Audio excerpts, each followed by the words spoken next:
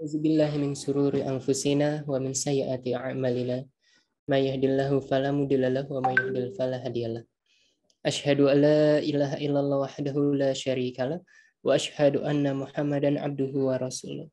Qala Allah Ta'ala fil Qur'anil Karim, Rabbi shrah li sadri wa yassir li amri wahlul 'uqdatam min lisani yafqahu qawli. Baik, jamaah yang dirahmati oleh Allah Subhanahu wa taala, insyaallah pada sore hari ini kita akan melanjutkan kegiatan bersama Ustadz Wido membahas tentang hal yang sangat menarik, yaitu terkait Adabul Mufrad bagian kedua. Dan kegiatan ini ataupun kajian pada sore hari ini adalah kajian keberlanjutan dari pekan yang lalu. Dan insya Allah kita akan masuk ke materi yang selanjutnya ataupun ke bab yang selanjutnya dengan narasumber dari Ustadz Wido Supraha insya Allah. Dan sekarang alhamdulillah Ustadz Wido Supraha sudah hadir di antara kita semua. Dan sebelum kita memasuki kajian bersama Ustadz Wido Supraha, insya Allah di sini akan ada tilawah yang akan disampaikan oleh mahasiswa Telkom University, yaitu Muhammad Abdul Latif. Untuk Muhammad Abdul Latif, dipersilahkan. Bismillah, Assalamualaikum warahmatullahi wabarakatuh. Waalaikumsalam. A'udzu billahi minasy syaithanir rajim. Bismillahirrahmanirrahim. Wan najmi idza hawa ma dhalla sahibukum wa ma ghawa wa ma yantiqu 'anil hawa in huwa illa wahyun yuha. 'Allamahu syadidul quwa dzu mirrah fastawa wa huwa bil ufuqil a'la. ثم دنا فتدلى فكان قاب قوسين أو أدنى فأوحى إلى عبده ما أوحى ما كذب الفؤاد ما رأى أفتمارونه على ما يرى ولقد رآه نزلة أخرى عند سدرة المنتهى عندها جنة المأوى إذ يغشى السدرة ما يغشى ما زاغ البصر وما طغى لقد رأى من آيات ربه الكبرى أفرأيتم اللات والعزى ومناة الثالثة الأخرى ألكم الذكر وله الأنثى تلك إذا قسمة ضيزى إن هي إلا أسماء سميتموها أنتم وآباؤكم ما أنزل الله بها من سلطان إن يتبعون إلا الظن وما تهوى الأنفس ولقد جاءهم من ربهم الهدى أم للإنسان ما تمنى فلله الآخرة والأولى صدق الله العظيم. Wassalamualaikum warahmatullahi wabarakatuh. Sadaqallahul azim. Jazakallah khair. Muhammad Abdul Latif sudah tilawah kepada kita semua. Dan insya Allah selanjutnya kita akan melakukan kajian bersama Ustadz Wido Supraha, dengan Ustadz Wido Supraha menjadi narasumber kita semua membahas tentang Adabul Mufrad bagian kedua. Alhamdulillah Ustadz Wido Supraha sudah hadir di antara kita semua, dan izin Ana ingin menyapa Ustadz Wido Supraha. Assalamualaikum Ustadz. Waalaikumsalam warahmatullahi wabarakatuh. Bagaimana kabar Ustaz? Alhamdulillah, khair. Mudah-mudahan antum semua juga demikian ya. Alhamdulillah baik Ustaz. Nah mungkin Ustaz, para jamaah pun sudah penasaran dengan materi yang ingin dibawakan oleh Ustaz. Jadi untuk Ustadz Wido Supraha dipersilahkan untuk memberikan materi kepada kami semua.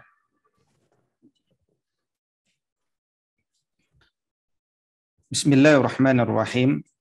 Allahumma inna nas'aluka ilman nafi'an wa rizqan tayyiban wa amalan mutaqabbala.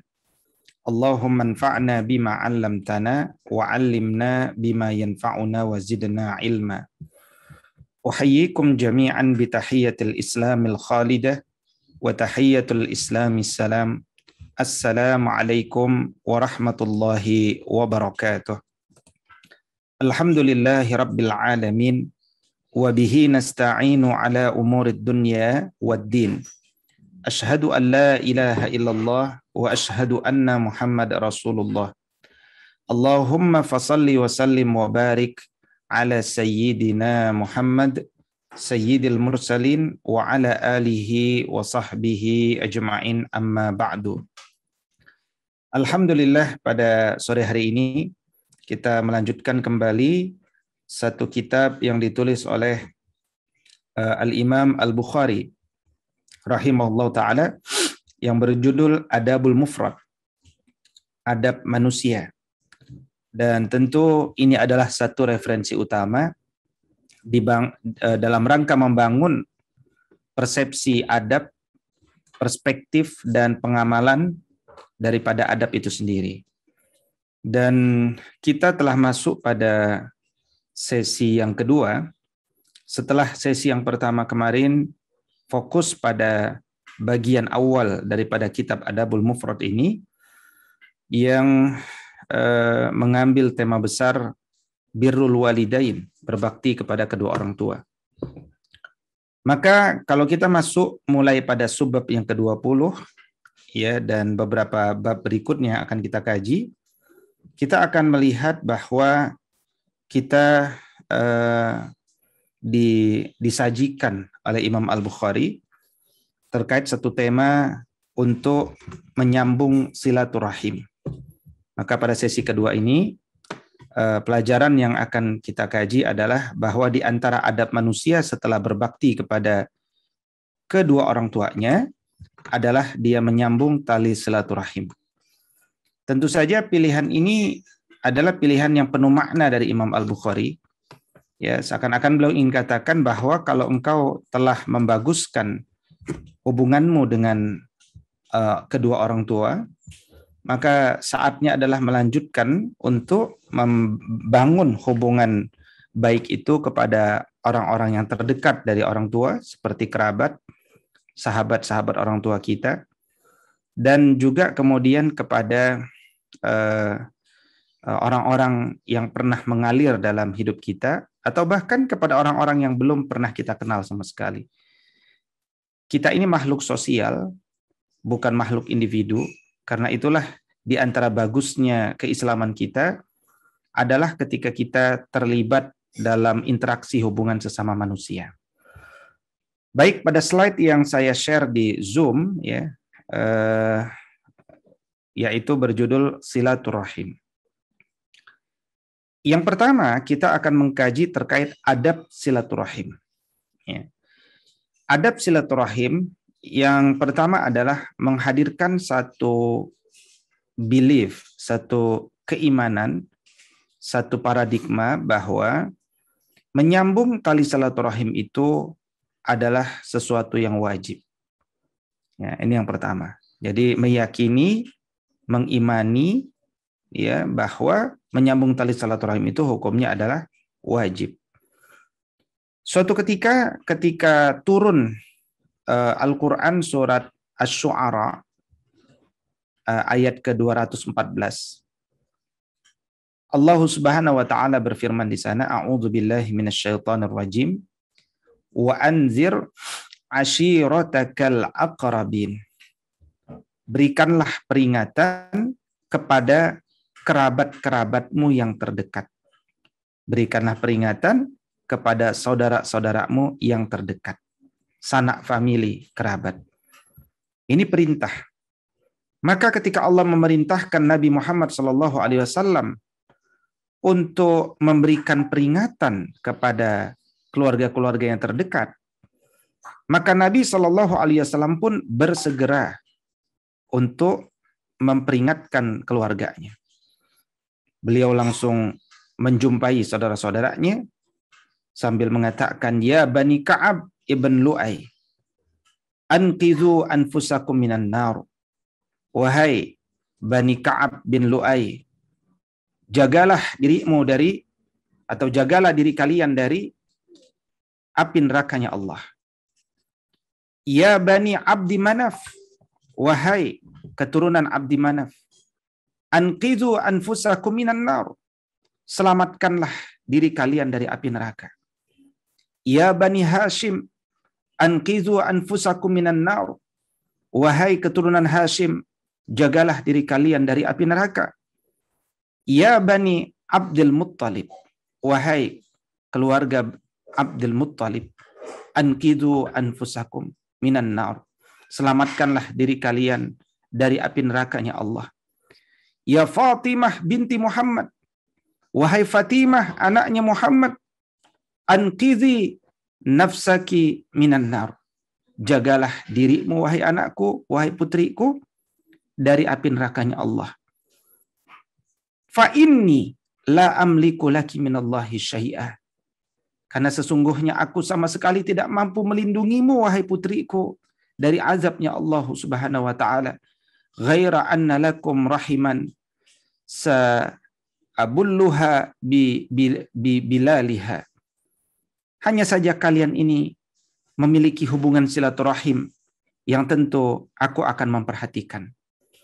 Menunjukkan bahwa Nabi Shallallahu Alaihi Wasallam senantiasa membangun silaturahim kepada seluruh kerabat-kerabat terdekatnya, meskipun mereka banyak yang belum memeluk agama Islam. Meskipun mereka secara agama berbeda, tetapi urusan kita kepada keluarga kita adalah menjaga silaturahim, menjaga hubungan baik. Ini yang pertama, menunjukkan bahwa menyambung silaturahim itu adalah wajib.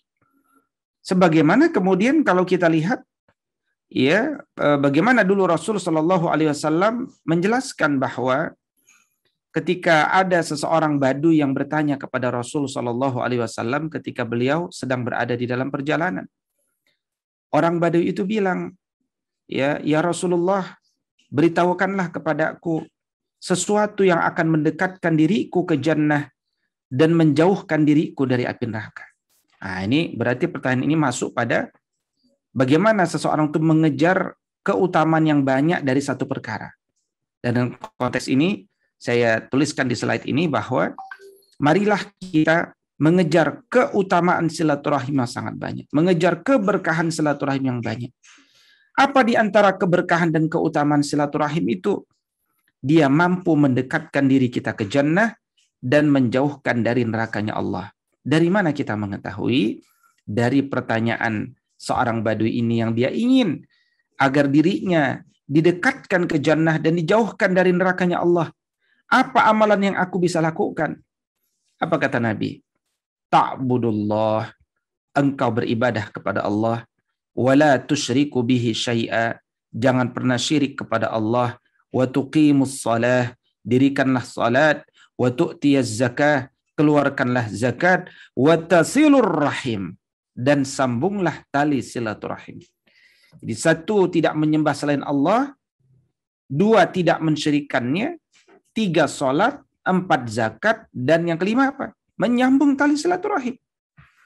Maka ini keutamaan orang-orang yang menyambung tali silaturahim. Yang kedua, orang itu akan dimasukkan ke jannahnya Allah Subhanahu wa taala. Ya, orang itu akan dimasukkan ke jannahnya Allah Subhanahu wa taala. Ya. Jadi ada satu kisah, ya, ada satu kisah, yakni apa katanya? Sebentar. Jadi suatu ketika ada yang bertanya kepada Nabi Shallallahu Alaihi Wasallam terkait apa yang dapat memasukkan seseorang itu ke jannahnya Allah Subhanahu Wa Taala. Ya, jadi dan Nabi Shallallahu Alaihi Wasallam pun, ya ini di sini. Jadi ada seorang Badui kembali Ada seorang badui datang kepada Nabi SAW dan beliau mengatakan, "Ya Nabi Allah, wahai Nabinya Allah, alimni amalan yudkhiluni al-jannah." Yang dengan amal itu bukan saja mendekatkan diriku kepada jannah, tapi memasukkan diriku kepada jannah. Maka Nabi SAW mengatakan, ya, la in kunta aqsartal khutbah laqad a'radtal mas'alah. Ya. Jadi Nabi mengatakan, pertanyaan Anda ini memang nggak banyak, singkat pertanyaan. Tapi ya, pertanyaan singkat yang Anda tanyakan itu merupakan persoalan yang besar, persoalan yang penting. Memang Anda harus tanyakan. Karena urusan yang paling besar bagi umat manusia ini adalah ketika dia tidak dimasukkan ke jannahnya Allah. Itulah musibah yang paling besar. Ya, maka kata Nabi SAW, ya waktu itu, yakni a'tiqin nasamah wa fakkur raqabah. Yang Anda bisa lakukan adalah Anda bisa bebaskan budak yang Anda miliki, atau Anda bisa membantu budak tersebut supaya dia bisa membebaskan dirinya sendiri dari status budak. Maka bertanyalah ya orang Badui ini, "Ya Rasulullah, aulaisata wahidan?" Bukankah sama aja? Ya kan? Aku punya budak, aku bebaskan, atau aku bantu budakku untuk dia dapat membebaskan dirinya dari status perbudakan? Bukankah sama aja itu maknanya? Nah, kata Nabi SAW, enggak. Antara a'tiqin nasamah wa fakkur raqabah, ini dua hal yang berbeda. Perbedaannya bagaimana? Yang pertama, yakni la itqun nasamah an tu'tiqan nasamah wa fakkur raqabah an tu'ina 'ala raqabah. Ya. Jadi kata beliau, bedanya apa?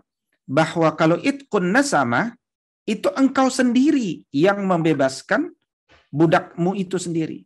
Sedangkan fakkur raqabah itu artinya apa? Engkau bantu budak tersebut untuk dia bisa membebaskan dirinya. Caranya gimana? Misalkan engkau berikan dia hadiah unta. Dengan unta itu dia banyak meraih manfaat. Katakan dia bisa jual air susunya, dia bisa bantu orang, dia punya banyak uang. Nah, setelah dia dapat manfaat yang banyak, kemudian dia bisa membayarkan sesuatu kepada tuannya sehingga dia bisa membebaskan dirinya. Ah, itu maksud fakkur raqabah. Ya kan? Wa fakkur raqabah. Nah, kemudian kata beliau, ya, setelah itu kalian jadi sama, ya, sama-sama orang merdeka. Maka sambunglah tali silaturahim. Maka menyambung tali silaturahim itu akan memasukkan manusia ke jannah. Nah, kemudian Nabi mengatakan, fa in lam tutiq zalik, kalau engkau tidak mampu melakukan yang saya sebutkan tadi, maka Anda bisa melakukan perkara ini, yaitu satu, fa'mur bil ma'ruf wanha 'anil munkar.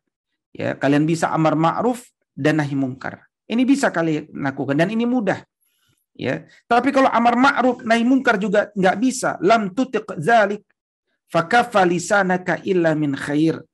Ya, cukuplah lisanmu dijaga agar tidak digunakan kecuali untuk kebaikan saja. Itulah sesuatu yang paling rendah. Makanya menjaga lisan ini agar tidak berkata-kata buruk, itu adalah sesuatu yang paling rendah. Berikutnya, ya, Allah Subhanahu wa taala menciptakan Ar-Rahim, ya. Ar-Rahim diciptakan, ya, oleh Allah Subhanahu wa taala. Dan suatu ketika setelah Allah menciptakan seluruh makhluk, khalaqallahu azza wa jalla al-khalqa. Falamma faragha minhu qamatir rahim. Maka rahim pun berdiri dan kemudian ditanya oleh Allah Subhanahu wa taala, "Mah, kenapa engkau berdiri?" "Hadza maqamul a'idzi bika minal qati'ah." Ya, kata rahim, ini adalah tempat siapapun yang meminta perlindungan kepadamu dari memutus tali silaturahim. Maka Allah Subhanahu wa taala mengatakan, "Ala tardina an asila man wasalaki wa aqta'a man qata'aki." ketahuilah, apakah engkau rela kalau aku menyambung siapa yang menyambungmu, yakni menyambung rahim, dan aku memutus siapa yang memutusmu, yakni memutus rahim. Maka kata rahim, bala ya Rab, ya saya rela ya Rab. Maka Allah katakan, fazaliki lak, maka kalau begitu ketetapanku kuberikan kepadamu. Artinya apa? Allah akan menyambung rahmatnya kepada orang yang menyambung tali silaturahim. Ya, ini yang menunjukkan bahwa setiap manusia yang menyambung tali silaturahim, dia akan mendapatkan pertolongan dari Allah Subhanahu wa taala. Karena itulah suatu ketika Abu Hurairah radhiyallahu taala anhu pernah menceritakan bahwa pernah datang seorang pria kepada Rasul sallallahu alaihi wasallam. Kata laki-laki itu, "Ya Rasulullah, saya ini punya keluarga yang saya itu selalu berusaha menyambung silaturahim dengan mereka. Tapi setiap kali saya menyambung silaturahim dengan mereka, mereka memutuskan tali silaturahim. Ketika saya berbuat baik pada mereka, mereka malah membalasku dengan berbuat jelek kepadaku. Dan mereka pun berusaha tidak acuh dan acuh kepadaku. Padahal aku telah berusaha untuk memperhatikan mereka, berbaik-baik dengan mereka." Apa kata Nabi sallallahu alaihi wasallam? La in kana kama taqulu ka'annama tusifuhimul malla wala yazalu ma'aka minallahi zahirun alaihim ma dumta ala zalika. Kata Nabi sallallahu alaihi wasallam, kalau memang halnya seperti yang engkau katakan, kalaulah betul yang engkau sebutkan itu, maka seolah-olah engkau itu sedang memberi mereka makan dengan bara api. Artinya apa? Kalau kita terus-menerus berbuat kebaikan, tapi orang lain kemudian berbuat buruk kepada kita, itu sama saja dengan kita memberi mereka makan bara api. Artinya apa? Mereka tidak mensyukuri nikmat silaturahim itu. Maka kata Nabi Shallallahu Alaihi Wasallam, sesungguhnya pertolongan Allah akan senantiasa membersamaimu selama keadaanmu seperti yang engkau ceritakan itu. Artinya apa? Ketika kita tidak direspon dengan kebaikan, ketika kita berbuat baik kepada keluarga-keluarga kita, maka teruslah berbuat baik. Ya, jangan pernah berhenti. Anggap bahwa mereka tetap berbuat baik kepada kita. Maka inilah yang akan mengundang daripada pertolongan Allah Subhanahu wa taala. Berikutnya, kata Nabi Shallallahu alaihi wasallam, orang yang menjaga tali silaturahim itu dia akan dijaga haknya oleh Allah Subhanahu wa taala. Mengapa? Karena Allah telah berkata, qala Allah azza wa jal, ana ar-Rahman, aku ini adalah Ar-Rahman, wa ana khalaqtur rahim, dan aku Ar-Rahman yang menciptakan Ar-Rahim, washtaqaqtu laha min ismi, dan aku mengambil namanya dari namaku. Faman wasalaha wasaltuhu, wa man qata'aha yakni batattuhu. Maka barang siapa yang dia memutuskan silaturahim, maka dia berarti maka aku akan memutus darinya. Tapi siapa yang menyambung tali silaturahim, maka aku akan menjaga haknya. Nah, ini menunjukkan bahwa siapapun yang memutuskan tali silaturahim, Allah akan memutusnya. Nah, ini kerugian yang besar. Ya, tetapi manakala kita menyambung tali silaturahim, Allah akan menyambung kebaikan untuk kita. Dan karena itu kemudian khawatirlah bahwa laha lisanun talqun zalqun yaumal qiyamah. Nanti rahim itu di yaumul qiyamah dia punya lisan, dia punya lidah yang fasih pada hari kiamat, dan dia akan menjadi saksi apakah kita ini sosok yang memutuskan tali silaturahim ataukah kita sosok yang menyambung tali silaturahim itu. Berikutnya Nabi SAW menjelaskan bahwa mereka orang-orang yang senantiasa membangun silaturahim, dia akan dilapangkan rizkinya dan dipanjangkan umurnya. Man ahabba an yubsata lahu fi rizqihi wa an yunsa'a lahu fi atharihi falyasil rahimah. Mereka yang ingin dilapangkan rizkinya, dipanjangkan umurnya, maka hendaknya dia menyambung tali silaturahim. Ya, karena itu banyaklah silaturahim kepada manusia. Kadang-kadang kita hari ini membatasi silaturahim kita hanya ketika ada masalah. Ya, kita datang ke rumah teman kita ketika kita butuh bantuan. Kita datang ke rumah saudara kita ketika kita butuh berhutang. Ketika kita datang kepada guru-guru kita ketika kita ingin bercerai dengan istri kita. Kita datang kepada guru-guru kita ketika kita punya persoalan-persoalan berat. Biasakanlah mulai hari ini kita datang kepada sahabat-sahabat kita hanya sekedar untuk melihat wajahnya. Datanglah kepada guru-guru kita untuk sekedar meminta nasihat dan doanya. Ya, janganlah datang kepada mereka hanya ketika kita ada masalah. Tapi datanglah kepada mereka untuk tahaddus bin ni'mah. Mungkin kita punya rasa syukur, kita ingin tasyakur, kita berbagi kebahagiaan dengan mereka. Maka datanglah kepada manusia untuk membahagiakan mereka. Dan tentu itu jauh lebih baik dan utama. Bukan berarti kemudian kita tidak boleh datang kepada mereka ketika kita ada masalah. Tetapi tentu keutamaannya di dunia dan akhirat besar sekali bagi mereka yang selalu menjaga hubungan baik di kala kondisi-kondisi paripurna. Ketika masa muda, ketika masa kuat, ketika masa kerja, ketika masa sehat, kita datangi ya khusus satu persatu saudara-saudara kita tanpa ada pretensi apapun, tidak mau jualan MLM, tidak mau menawarkan produk, tidak ingin berdagang apapun, kita hanya ingin bertemu. Makanya kata Nabi SAW, ada seorang laki-laki ya yang dia berjalan jauh ingin ketemu saudaranya di tempat yang lain ya, dan dia berkeringat, dia lelah ya, tapi dia hanya mengharapkan untuk bertemu wajahnya. Masya Allah, orang itu mendapatkan keberkahan dan kemuliaan nanti di jannahnya Allah Subhanahu wa Ta'ala. Berikutnya, orang yang senantiasa menyambung tali silaturahim, apalagi dia menyambung tali silaturahim kepada siapa? Kepada keluarga-keluarga terdekatnya. Tentu orang itu akan dicintai keluarganya. Abdullah ibn Umar dulu mengatakan, siapapun yang bertakwa kepada Allah Subhanahu wa Ta'ala dan dia kemudian menyambung tali silaturahim, niscaya ya satu, umurnya akan diperpanjang ya, kata Abdullah ibn Umar, hartanya akan diperbanyak, dan yang ketiga keluarganya akan mencintainya. Ini penting ya. Makanya ketika kita bersilaturahim kepada orang-orang yang lebih tua dari kita, perbanyaklah meminta nasihat, jangan banyak berbicara. Perbanyak meminta nasihat, perbanyak meminta doa. Ketika kita mendatangi orang-orang yang lebih muda, perbanyaklah motivasi, perbanyaklah berbagi, perbanyaklah kabar-kabar gembira. Maka jangan biasakan kita membanggakan diri, jangan biasa kita merendahkan manusia, jangan biasakan kita menunjukkan prestasi-prestasi kita di hadapan manusia, karena itu akan membuat sakit hatinya atau rendah dirinya atau membuat gap yang terlalu jauh dengan mereka. Tapi perbanyaklah untuk mendengar, perbanyaklah untuk meminta nasihat, karena telinga diciptakan dua, lisan diciptakan satu, supaya kita memperbanyak mendengar daripada berbicara. Berikutnya, keutamaan daripada mengejar silaturahim itu apa? Tunainya hutang kita dari wasiat Allah Subhanahu wa Ta'ala.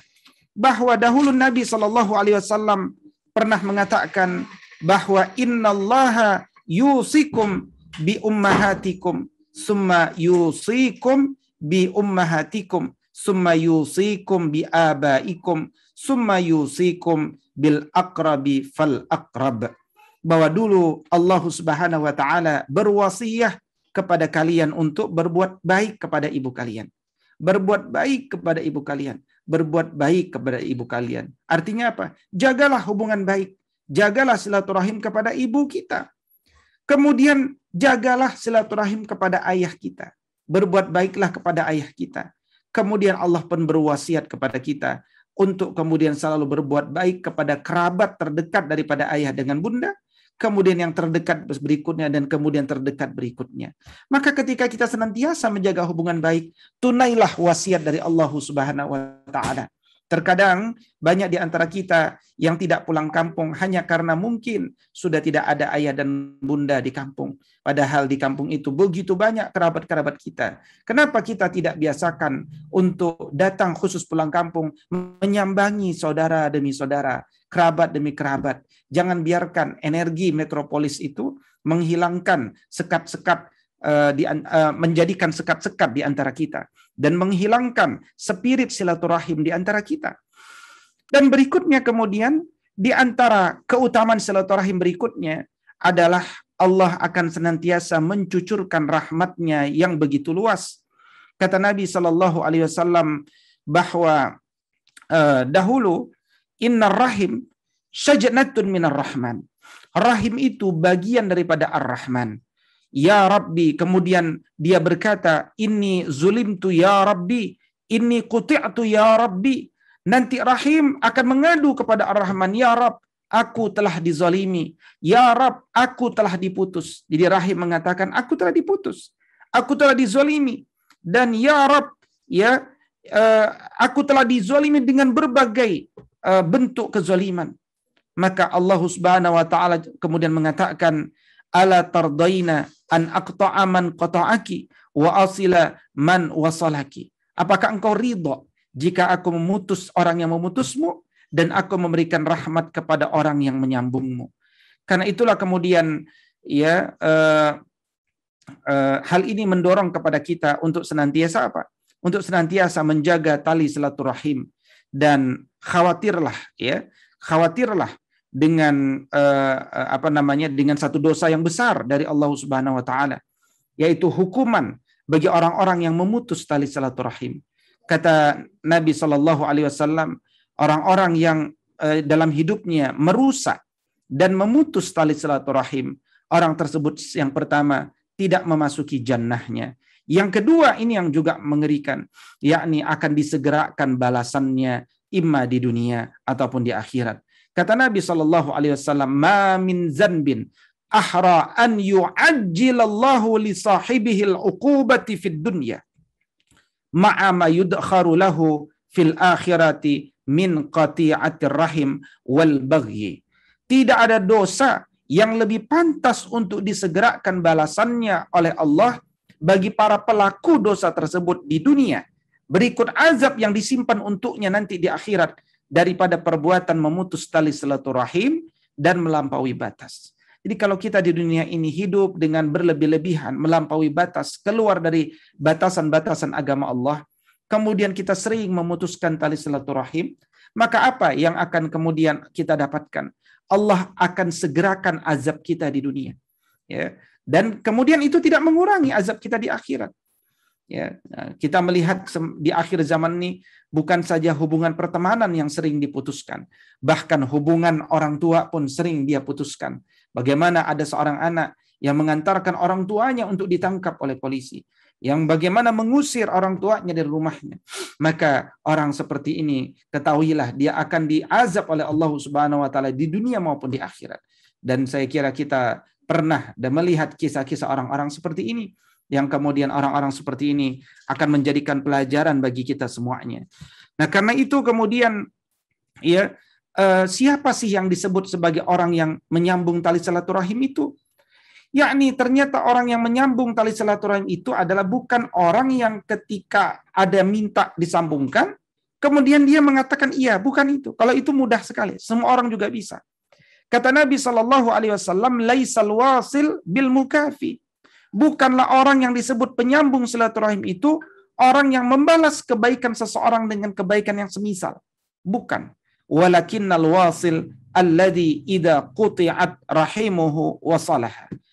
Yang disebut penyambung tali silaturahim adalah ketika ada orang yang berusaha menyambung silaturahim, ya, ketika dia diputuskan. Ya, artinya ketika dia diputuskan oleh satu pihak, dia tidak menganggap itu pemutusan. Kenapa? Karena dia tidak pernah merasa bersalah.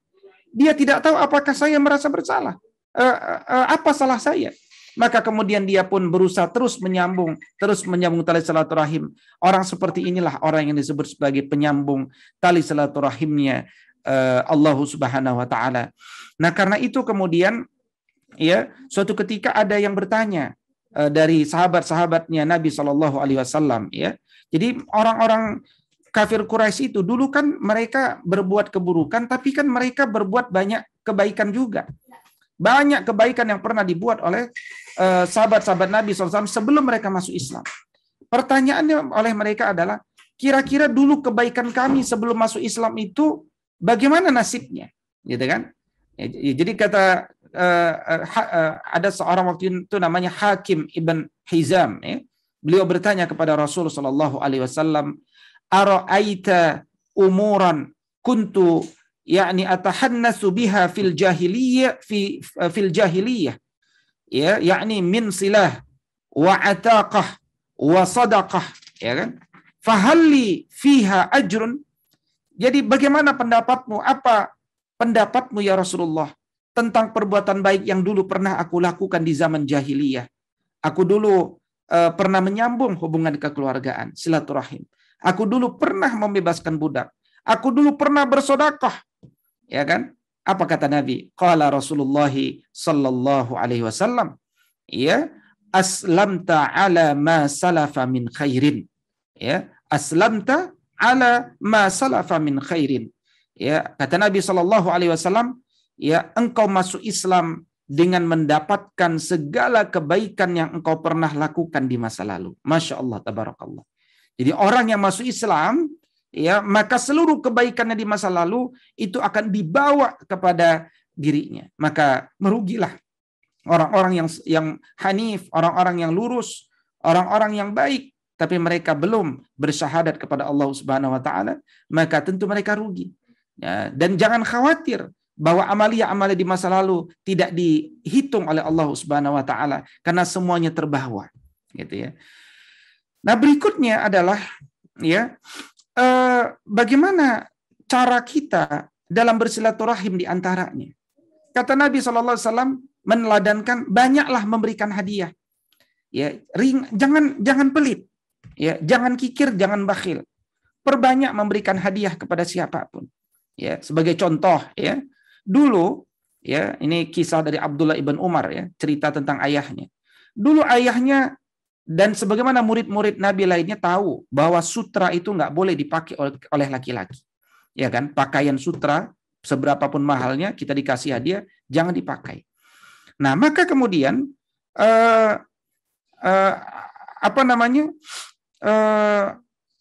suatu ketika Umar ibn Al-Khattab radhiyallahu taala anhu pernah membersamai Nabi Shallallahu alaihi wasallam dan mereka melihat ada pakaian yang bercampur dengan sutra. Jadi pakaian itu, ya, mengandung sutra, kira-kira begitu. Dan bagus memang. Maka kata Sayyidina Umar kepada Nabi SAW, ya Rasulullah, belilah pakaian ini. Pakailah di hari Jumat, ya, dan pakailah ketika ada utusan datang kepadamu. Jadi kelihatan bagus, gitu kata Umar. Ya, apa kata Nabi SAW? Ya Umar, innama yalbasu hadhihi man la khalaqa lahu. Wahai Umar, sesungguhnya yang pakai pakaian ini adalah orang yang nanti tidak mendapatkan bagian di jannah. Ya. Jadi jangan pakai kain sutra. Nah, itu hukum tentang sutra. Nah, cerita selanjutnya, suatu ketika Rasul Shallallahu Alaihi Wasallam mendapatkan sejumlah kain dari seseorang dan dari beberapa orang. Maka ada satu kain yang bagus terbuat dari sutra dikirim oleh Rasul Shallallahu Alaihi Wasallam kepada Sayyidina Umar. Maka Umar pun bingung. Kan pakai sutra nggak boleh ya. Kok aku malah dikasih hadiah sutra sama Nabi SAW? Ya, maka Umar pun berkata, bagaimana saya akan memakai sutra ini? Padahal saya dulu telah mendengar engkau telah mengatakan tentang haramnya pakai kain ini.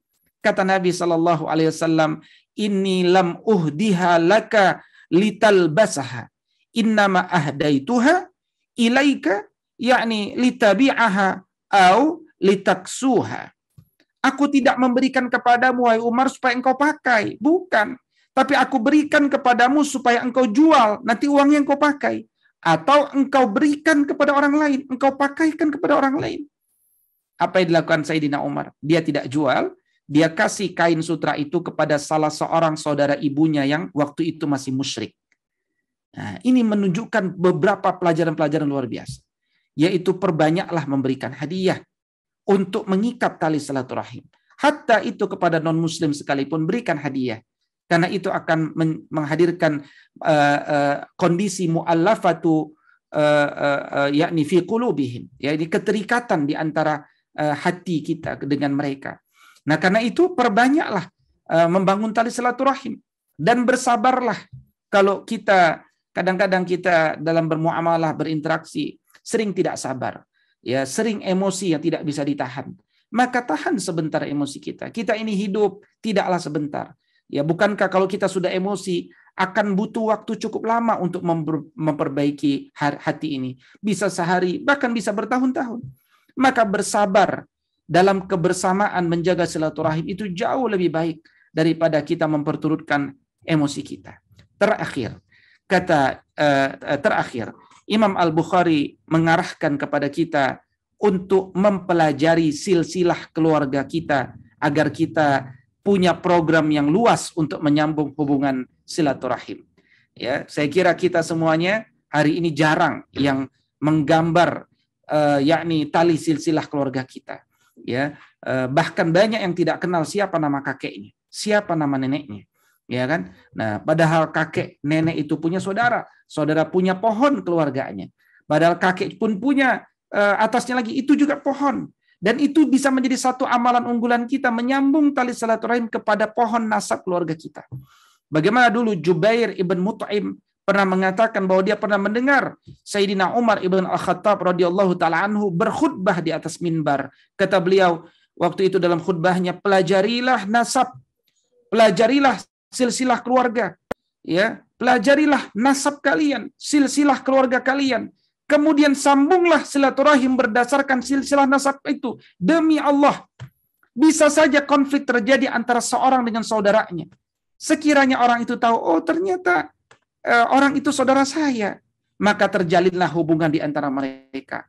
Maka kalau kita tahu ternyata saudara kita banyak, kita akan lebih menahan diri untuk tidak memutus tali silaturahim. Nah, itu di antara manfaat ketika kita memperbanyak program untuk mencari tahu keluarga-keluarga kita. Nah, karena itu hafalkanlah nasab kita. Kata Sayyidina Abdullah ibn Abbas radhiyallahu taala anhu, kata beliau, hafalkan nasab kalian agar kalian dapat menyambung silaturahim. Karena sesungguhnya hubungan kekeluargaan tidak akan renggang jika dipererat dengan berbagai kegiatan atau acara yang kita lakukan. Meskipun ada perbedaan yang jauh dalam martabat dan kedudukan, mungkin yang satu sangat kaya, yang satu sangat miskin, tapi tidak akan renggang dengan silaturahim.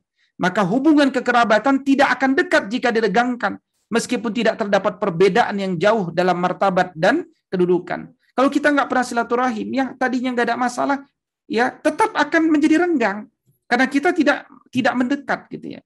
Karena itu setiap rahim, setiap hubungan kekerabatan, dia akan datang nanti di hari kiamat bersama setiap orang. Dia akan bersaksi mendukung orang tersebut apabila dia memang dulu ketika di dunia menjadi sosok yang penyambung silaturahim.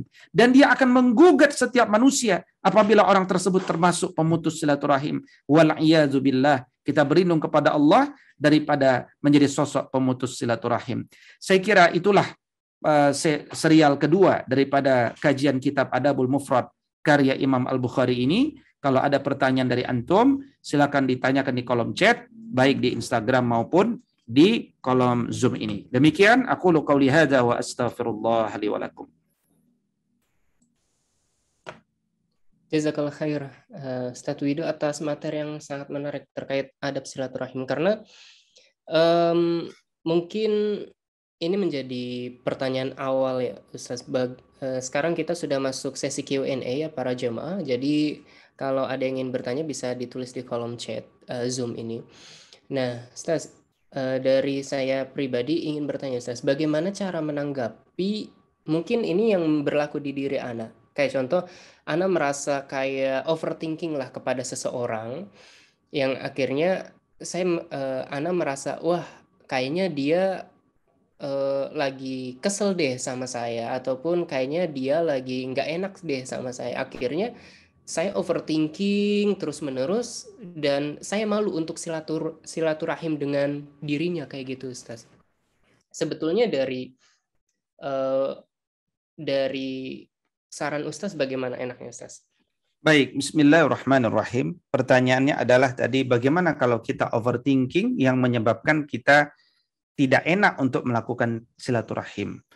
Maka saya memandang ini bagian daripada mental blocking, ya. Artinya kita memblok sendiri berdasarkan persepsi kita.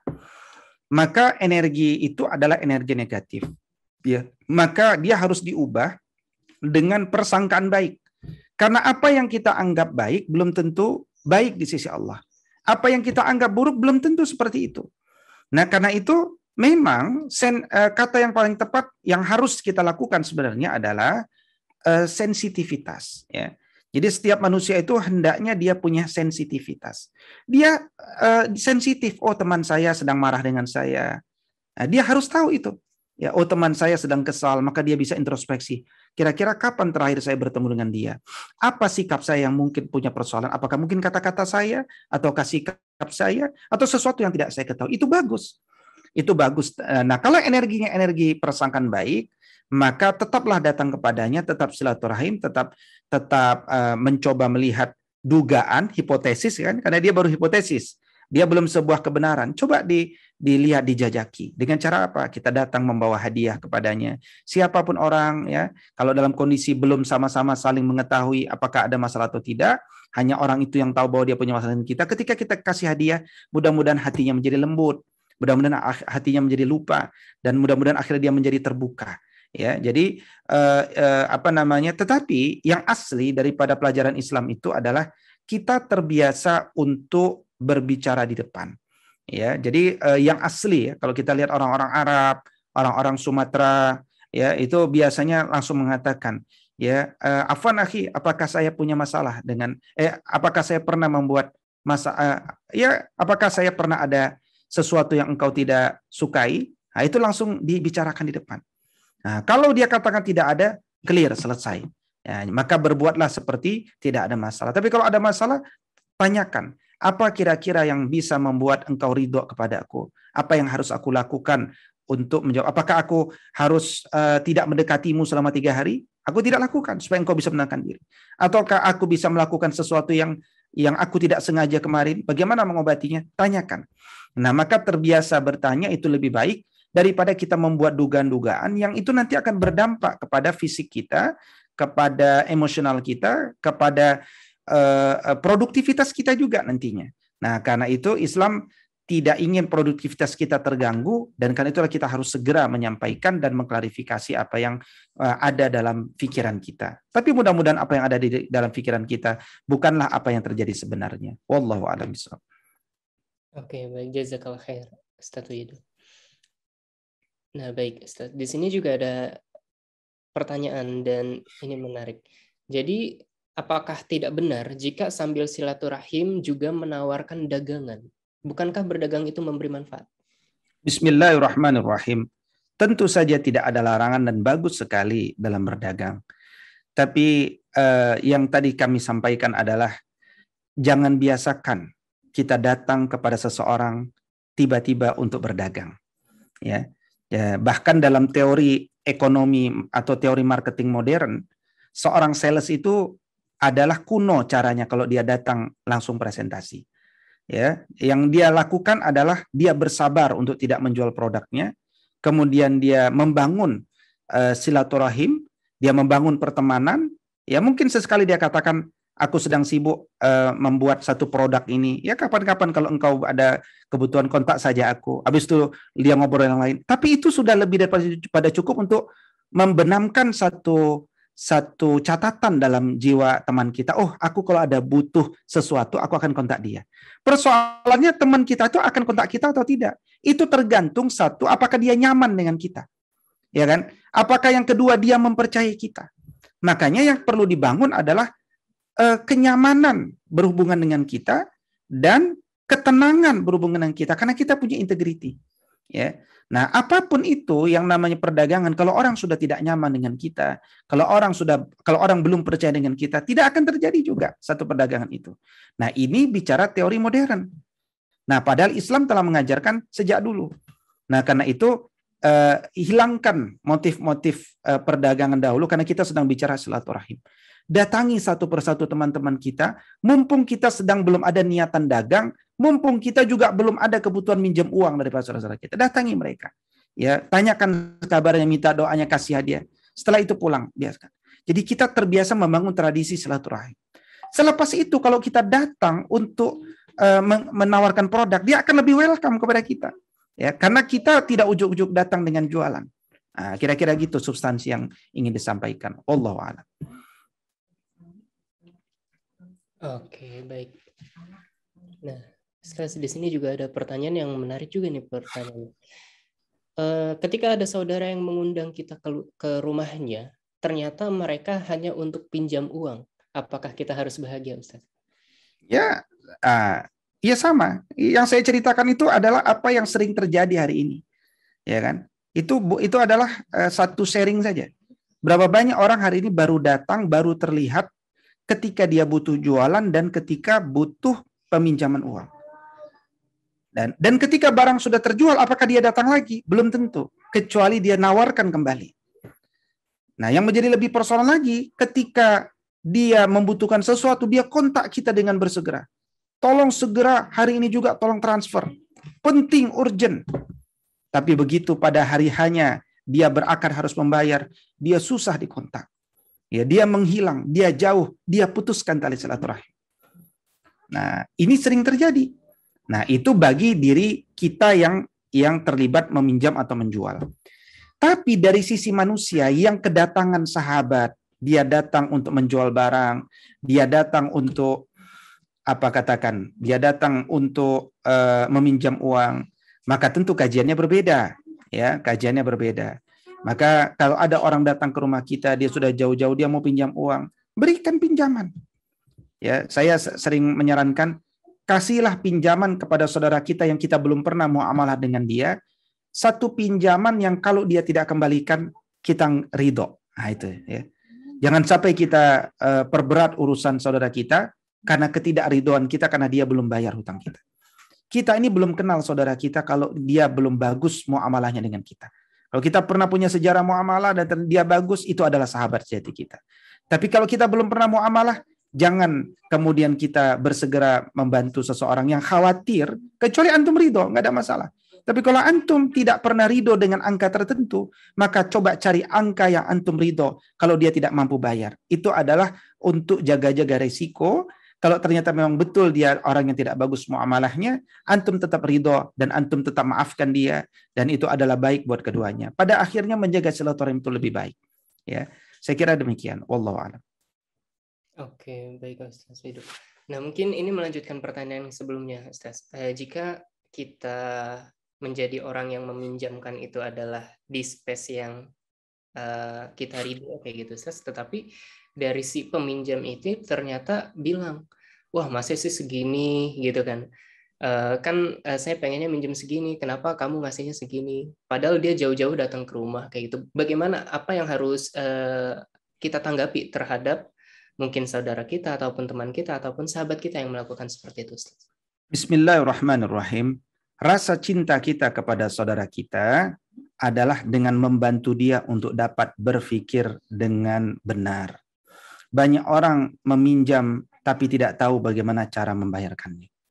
Ya kan? Dan itu sudah berulang-ulang terjadi.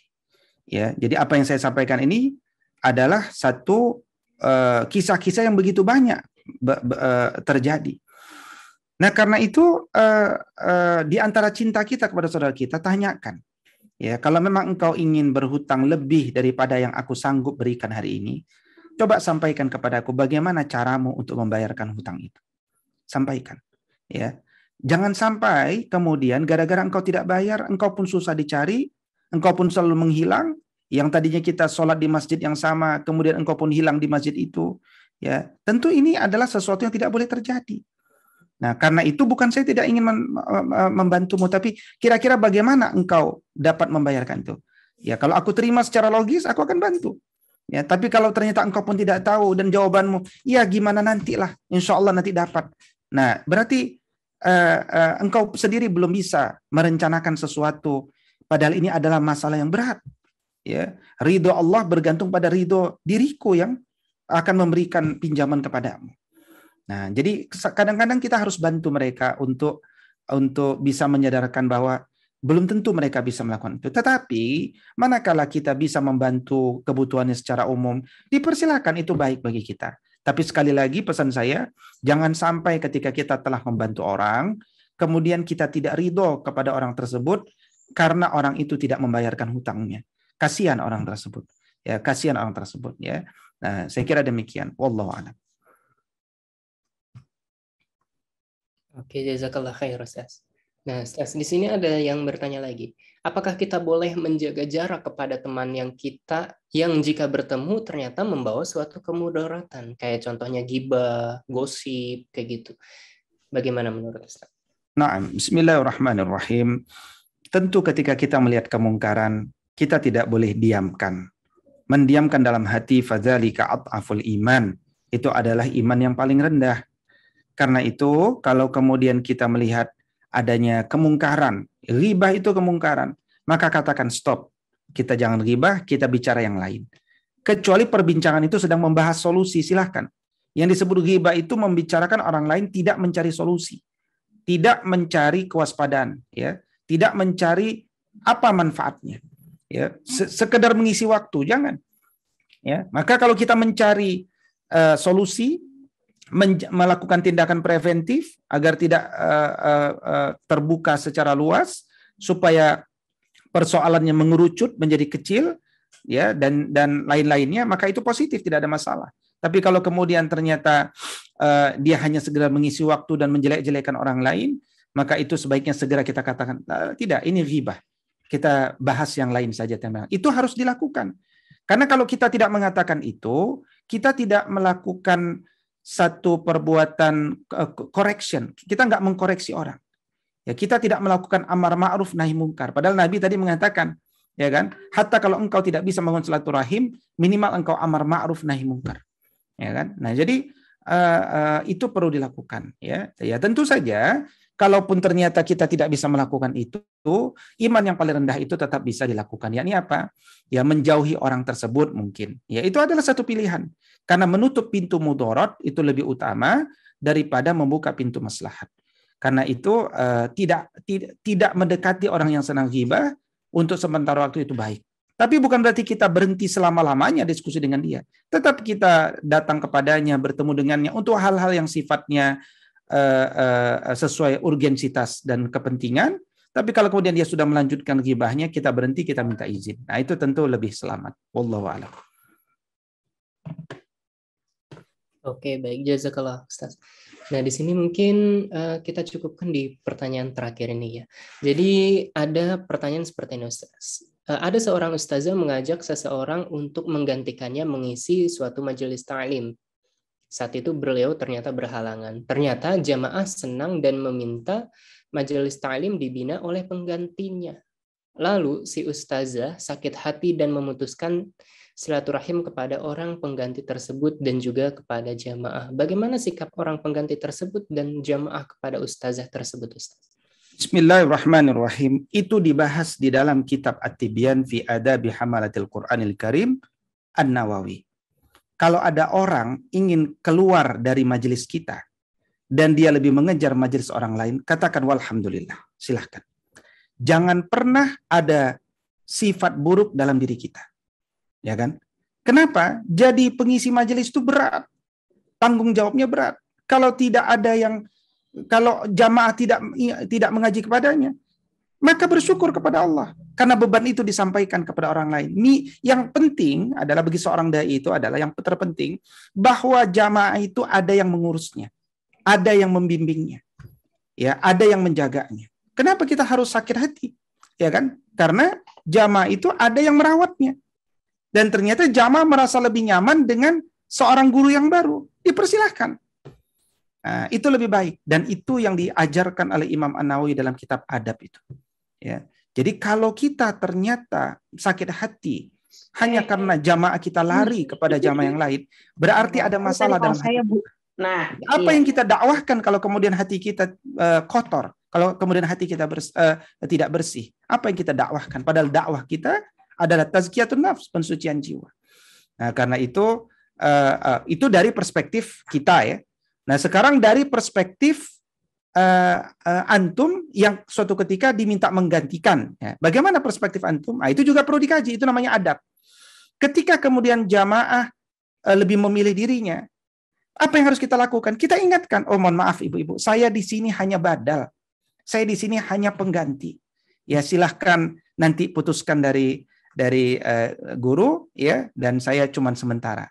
Ya, silakan Ibu. Nah, kalau Ibu mau ngundang kami, silakan dalam momen yang lain, ya, atau saya juga punya majelis lain, silakan hadir. Tapi silakan terus bersama beliau, karena beliau itu orangnya luar biasa, ya, ilmunya luar biasa dan seterusnya. Itu namanya melakukan islah, ya, melakukan islah. Dan itu lebih baik.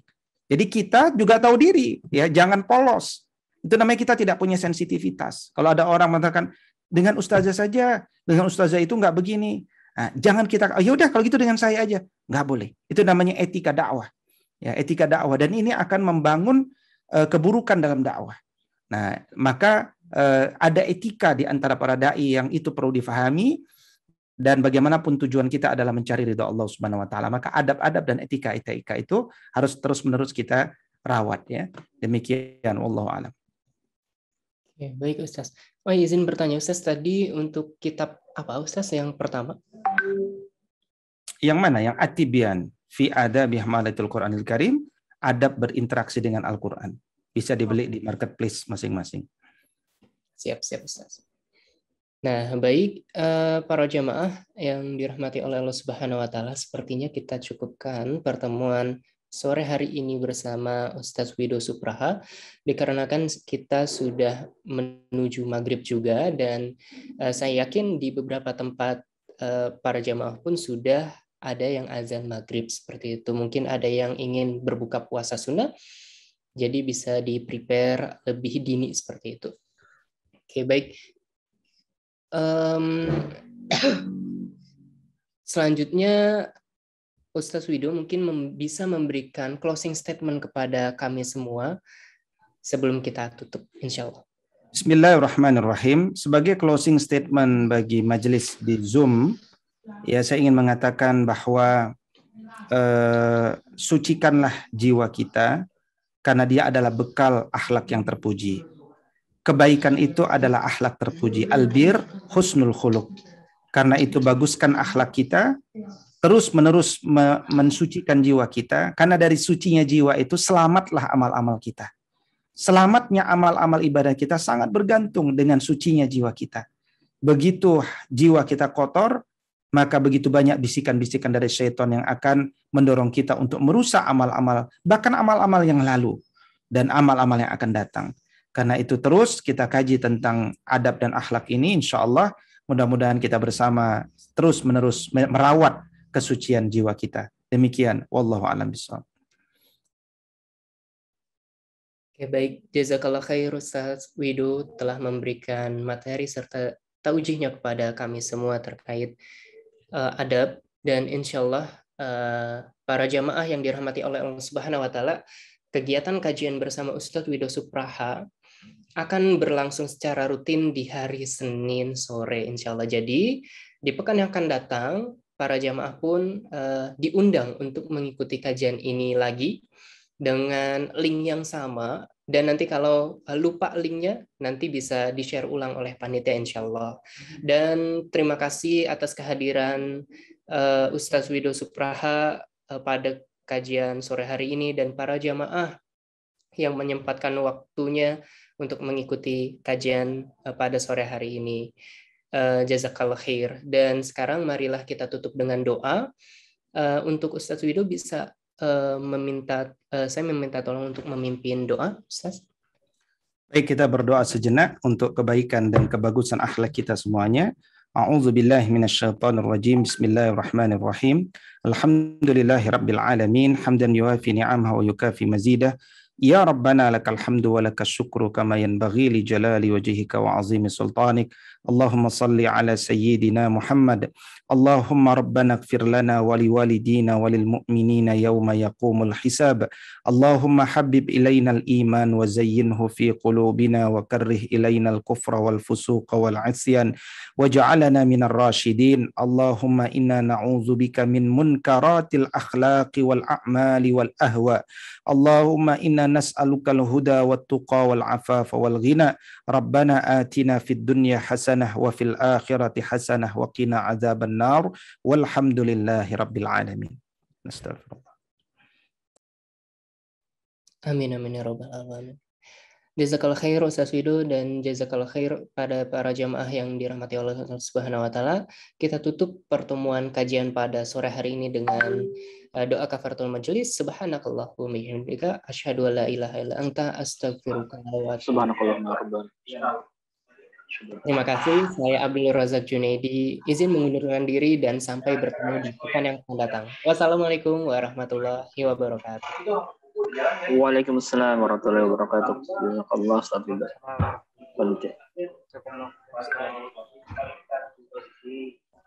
kalau misalnya